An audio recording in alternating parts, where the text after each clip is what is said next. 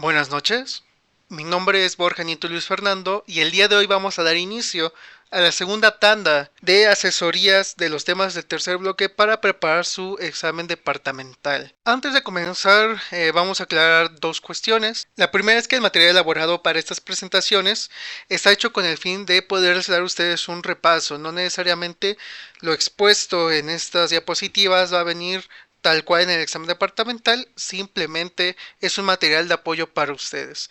La segunda cuestión es que esta sesión que ustedes están viendo en este momento en YouTube, los que lo estén viendo durante el estreno, no está siendo grabada o no está siendo transmitida en vivo. Es un video que se estableció para estrenarse a cierta hora y lo que sí se estará haciendo es que si ustedes están durante el estreno de este video, en el chat pueden elaborar sus preguntas y yo con mucho gusto estaré atento para poderlas responder. Ahora bien, vamos a empezar con este tema, un tema bastante interesante que es generalidades de la quimioterapia antineoplásica.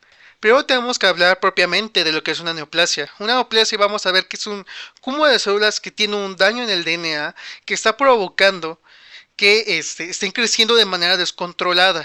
Estas neoplasias las podemos clasificar de dos formas, que sean benignas, donde la neoplasia solo está presente en el tejido donde se está originando, o que sean malignas, que la neoplasia haya empezado a invadir otros tejidos, ya sea el tejido circundante donde se originó, o inclusive poder invadir a través de distintos mecanismos tejidos que estén lejos de donde ésta se originó. Ahora, el principal problema de esta neoplasia es que son células que no van a tener una funcionalidad para el tejido donde se están originando, y por el contrario, van a empezar a empujar todo el tejido circundante a ella, provocando presión, aplastando todo lo que está alrededor y sobre todo las células neoplásicas se encargan de su propia supervivencia. Esto quiere decir, están consumiendo energía, están consumiendo sangre, están consumiendo oxígeno, en general nutrientes, para poder crecer y poder mantenerse con vida. Sin embargo, esto lo va a hacer a costa de nuestros tejidos circundantes y sobre todo de nuestra salud. Nosotros, para poder tratar este tipo de padecimientos, encontraremos la quimioterapia antineoplásica. Esto va a ser un conjunto de medicamentos o una técnica terapéutica que va a consistir en la administración de sustancias químicas para el tratamiento sobre todo de las neoplasias, para poder reducir ya sea el volumen de células, para poder preparar al paciente para una cirugía en donde le van a extirpar la neoplasia, el tumor, etcétera. Algo particular de estos medicamentos es que la dosis tóxica 50 y la dosis efectiva 50 tienen un margen muy pequeño. Estamos intentando atacar tejido propio de nuestro cuerpo, por lo cual las dosis para que se llegue a dar el efecto terapéutico suelen rondar muy cerca de las dosis tóxicas. Tienen un margen de seguridad muy bajo. Sin embargo, viendo el riesgo en beneficio de administrar o no administrar esos medicamentos, pues el riesgo de no seguir esa terapia es que el tumor se siga desarrollando y pueda llegar a empezar a invadir tejidos de una manera irreversible. Vamos a ver que nosotros tenemos bastantes formas de emplear esos medicamentos antineoplásicos. Vamos a mencionar algunas de ellas. La primera sería como una terapia de inducción, como inductores, sobre todo inductores a la remisión, a disminuir el volumen de células que conforman la neoplasia. ¿Esto cómo se va a hacer? A grandes rasgos, se van a administrar dosis altas en un corto periodo de tiempo para provocar este efecto.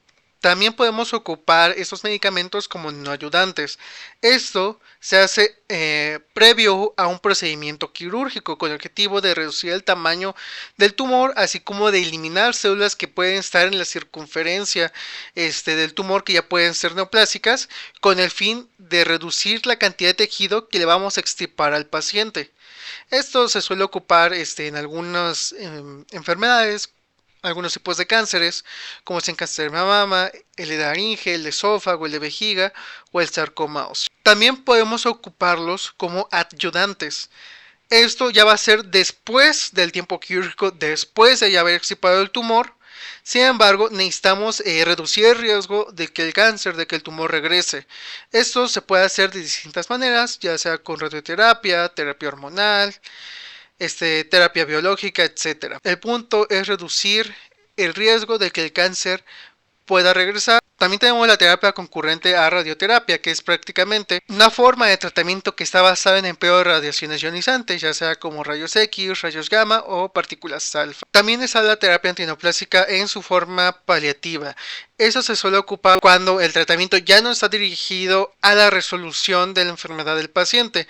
La enfermedad del paciente ya en algunos casos suele estar bastante avanzada y solo queda reducir los síntomas que esta enfermedad pudiera llegar a manifestar en el paciente. Es para lo cual ocupamos la terapia paliativa. Ahora bien, como otra clasificación de antineoplásicos, podemos encontrar que hay antineoplásicos citotóxicos, que propiamente van a dañar la integridad y funcionamiento del DNA de las células que están dañadas y van a provocar la apoptosis de estas.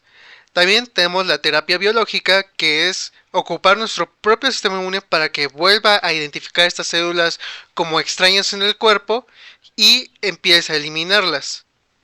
Por último, tenemos la terapia inmunológica.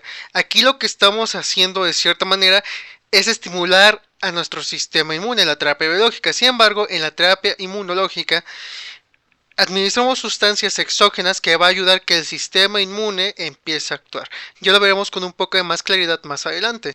En esta diapositiva vemos lo que el programa nos pide conocer de este tema y la pongo en esta parte de la presentación precisamente para que nos demos cuenta que de los tipos de quimioterapia, la citotóxica, la biológica y la inmunológica, no nos pide como tal ver o estudiar algún fármaco en específico, así que en este momento daremos ejemplos y daremos claves para poder saber identificar cuando nos referimos a un medicamento que es parte de la quimioterapia citotóxica, cuando es un medicamento que es parte de la quimioterapia biológica y cuando es un medicamento que es parte de la quimioterapia inmunológica. Ahora comenzaremos a hablar de los antineoplásicos citotóxicos.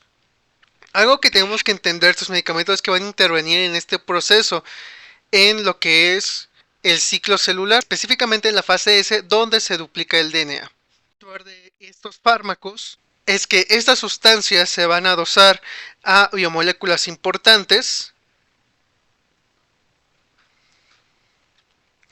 y asimismo también lo van a hacer a partes esenciales del DNA.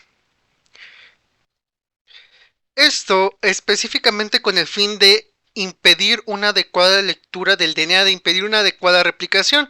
Vamos a ver que estos agentes alquilantes se van a integrar al DNA y cuando pase la DNA polimerasa no va a poder leer esas partes del DNA, entonces no se va a poder replicar adecuadamente la cadena.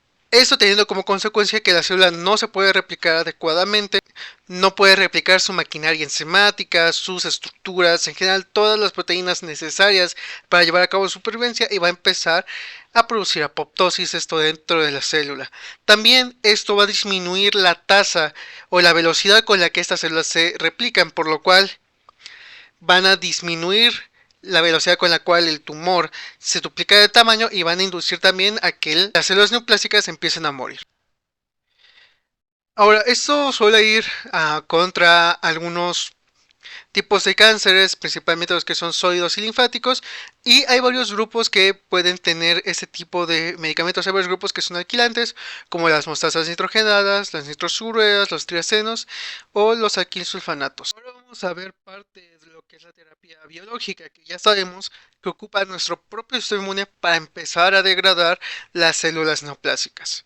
Vamos a ver que muchas de estas células neoplásicas tienen sus formas de poder eludir al sistema inmunitario.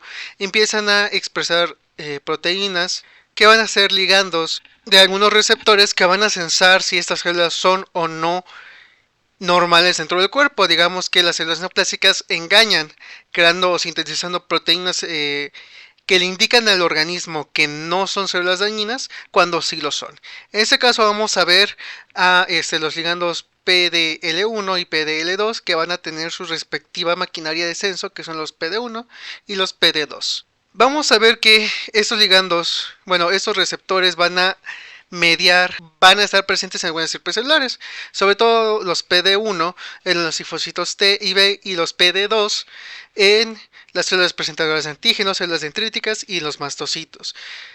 Estos receptores que tienen este tipo de células, lo que van a hacer, si la célula va con este receptor y ve que la célula cancerígena tiene el ligando, no la va a atacar, a diferencia si no lo llegase a presentar, atacaría a la célula. Sin embargo, la célula endoplásica empieza a expresar este tipo de proteínas para no ser degradada por nuestro inmune. Sin embargo, nosotros podemos actuar sobre este sistema, podemos inhibir o podemos impedir que estos receptores sensen a estos ligandos para que las células del sistema inmunitario se activen y empiecen a degradar el tumor. Esto sobre todo se puede hacer con un fármaco que es el nivolumab, que va a ser un anticuerpo IgG4 que va a bloquear la interacción entre estas dos moléculas, provocando entonces la degradación que nosotros deseamos de las células cancerígenas. Entonces aquí estamos viendo un ejemplo de cómo estamos ocupando nuestro propio sistema inmunitario para inducir una respuesta contra el tumor. Y ahora vamos a ver otro ejemplo, lo que es la terapia inmunológica. La terapia inmunológica, pues vamos a ver que va a estar dirigido contra algunas enzimas o factores que secreta el tumor para poder mantener su vitalidad. En este ejemplo vamos a ver que hay varios factores, sobre todo en este caso los factores de crecimiento vascular, de crecimiento de fibroblastos, de crecimiento derivado de plaquetas. Vamos a ver que nosotros podemos administrar fármacos que vayan específicamente o que estimulen que el sistema inmune vayan contra este tipo de sustancias. ¿Esto qué va a hacer? Que no se lleve a cabo adecuadamente una angiogénesis. Esto va a hacer que se empiece a quedar atrapada cierta parte de la sangre dentro del tumor que no puede escapar de una manera efectiva. Va a aumentar la presión dentro del tumor y eso va a favorecer que más medicamento empiece a entrar dentro del tumor y entonces empieza a tener este efecto más dañino sobre las células neoplásicas. Aquí, dicho de otra manera, normalizar la presión intersticial permite que otros fármacos actúen de mejor manera en el tumor. Regularmente este tipo de terapia suele ser dual para que se potencie el efecto de ambos fármacos. Así que como ya les había mencionado, más que nada, en lugar de hablar de un grupo farmacológico en específico, dimos ejemplos y saber cómo identificar cada uno de estos. Ahora vamos a ir por la última parte de esta sesión, que es hablar de las reacciones adversas que generalmente suelen dar este tipo de fármacos y vamos a explicar un poquito el por qué se suele dar. Vamos a ver que dentro de las reacciones adversas que podemos encontrar, todas estas van a estar mediadas o van a estar dirigidas contra tejidos que tienen una alta tasa de división celular, que requieren un recambio muy rápido de células, como pueden ser el tejido de las mucosas, como el intestinal, como lo puede ser las células sanguíneas, en específico nuestra línea blanca, o como lo puede ser el cabello. Esto que va a hacer que estas células, al no tener un recambio adecuado, van a empezar a tener un decremento del número de estas células que pueden llevar a cabo su acción adecuada en el cuerpo. Vamos a ver que pues las células intestinales, las microvellosidades de la mucosa se pueden empezar a desarrollar menos y eso puede llevar a que no se lleve una adecuada absorción de nutrimentos, en general del bolo alimenticio, y entonces vamos a tener que el bolo alimenticio va a empezar a pasar por diversas estructuras del sistema digestivo y va a empezar a jalar agua. Eso puede provocar principalmente diarrea al no tener una adecuada absorción de este bolo de los nutrimentos. Asimismo, en las estructuras superiores del estómago puede impedir que haya una adecuada demovilización de alimento del estómago hacia otras partes del intestino y entonces el cuerpo va a empezar a defenderse de esta sobrecarga de trabajo y va a empezar a presentarse lo que son las náuseas, el vómito, etc. En la línea blanca principalmente podemos ver un decremento de la replicación de las células neutrófilas. Vamos a ver que estas pueden empezar a disminuir su número en sangre y se pueden manifestar como lo es la neutropenia. El cuero cabelludo también es otro de esos tejidos que tienen una alta tasa de recambio, sobre todo el folículo piloso. Si este folículo piloso no puedes llegar a estar renovando sus proteínas, etcétera, adecuadamente, van a empezar a disfuncionar, a perder fuerza y eso va a provocar que el cabello se empiece a caer. Por otro lado, tampoco es extraño que se empiecen a presentar lo que son reacciones adversas dentro de nuestro sistema nervioso y podemos estudiar esas reacciones adversas como las que se presentan en el sistema nervioso central y las que se presentan en el sistema nervioso periférico. Dentro de las reacciones adversas del sistema nervioso central podemos encontrar la alteración del estado mental, coma, que el paciente llegue a funcionar o que el paciente presente ataxia cerebelar. Esto se da principalmente porque estos fármacos ayudan a que se forme el cloroacetilaldehído, que es una sustancia neurotóxica que puede llegar a propiciar toda esa sintomatología. Por otro lado, se pueden llegar a presentar convulsiones porque algunos fármacos antineoplásicos tienen interacción con algunos medicamentos anticonvulsivos. Entonces, si se llegan a dar en conjunto, van a producir que los anticonvulsionantes no tengan su efecto adecuado y por lo tanto el paciente vuelva a recaer en estas convulsiones. Por otro lado, tenemos las reacciones adversas del sistema nervioso periférico, que muchos de estos fármacos suelen ser neurotóxicos y producen neuropatía, que se puede manifestar con hiperalgesia, parestesias, que el paciente puede empezar a notar. Lamentablemente, estas reacciones adversas solo se pueden cesar si se deja de administrar el fármaco. Este tipo de medicamentos también pueden orillar al paciente a presentar ciertos estragos en el miocardio y sobre todo también en la vasculatura en general. Pueden llegar a producir vasoespasmo o una disfunción endotelial. El endotelio también es uno de esos tejidos que tiene una alta tasa de recambio celular y se puede llegar a dañar ante la terapia de este tipo de medicamentos.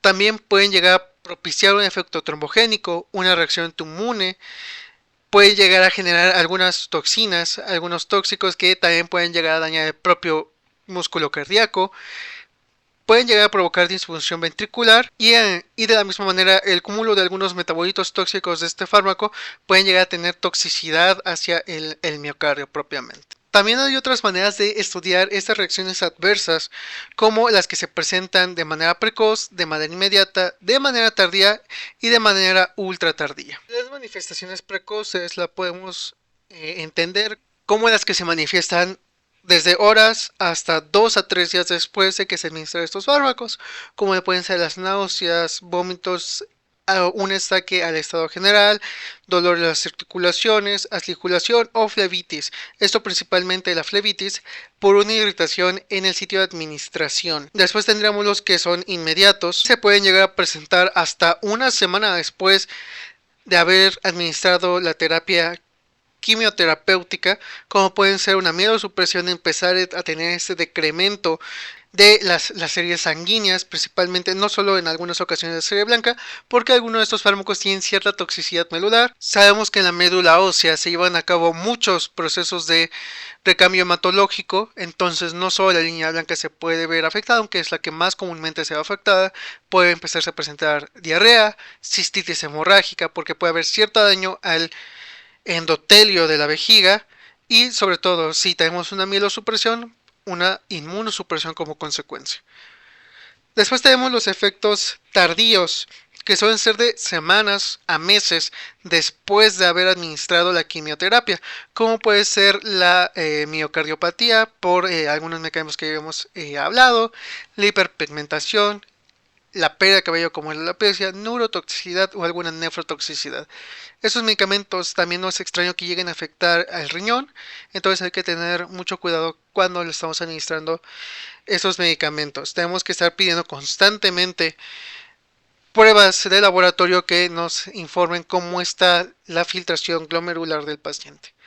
Y por último tenemos los ultra tardíos, que eso se pueden llegar a dar años después de haberse dado la quimioterapia, como puede ser la infertilidad en algunos casos, alteraciones del crecimiento, sobre todo en niños pequeños. Puede haber secuelas en el sistema nervioso, estos medicamentos son neurotóxicos, pueden generar neuropatías permanentes en algún paciente y sobre todo el daño hepático. Muchos de estos fármacos tienen metabolismo hepático y a la larga pueden llegar a ser hepatotóxicos.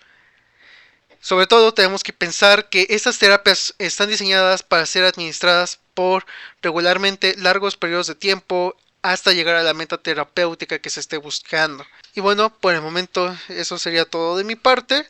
Quedo al pendiente de sus dudas y el día de mañana a la misma hora estará la sesión de intoxicaciones.